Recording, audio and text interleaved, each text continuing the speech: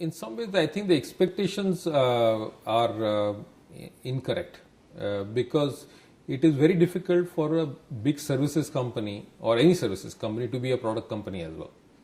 Because I think basically the DNA of a product company and a DNA of a service company are very different. And I'm not saying merely about whether people are passionate or not passionate, whether they have ponytail or no ponytail, not necessarily that way. But what do you focus on? What is your goal in life? So if you're a product company, your goal in life is to make the product successful. So the only thing you want to sell is the product to every client that who you can come across.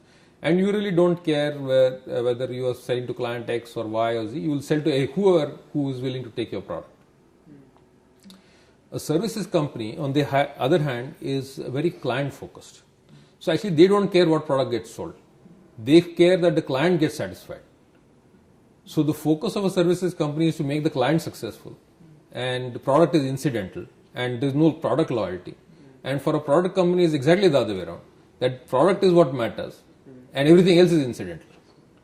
So therefore, it is not easy for a company to be both a product and services company at the same time.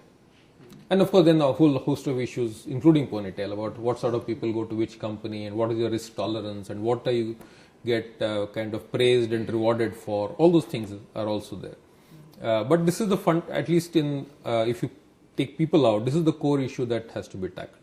The second thing, which is why from India it is not easy to build a product, is that the product is always in the market context. Very few products are technology forward. They are always market backwards. And unless the India markets become sufficiently interesting and rewarding, and people start building an India-based product for the India market, then you will get a product company.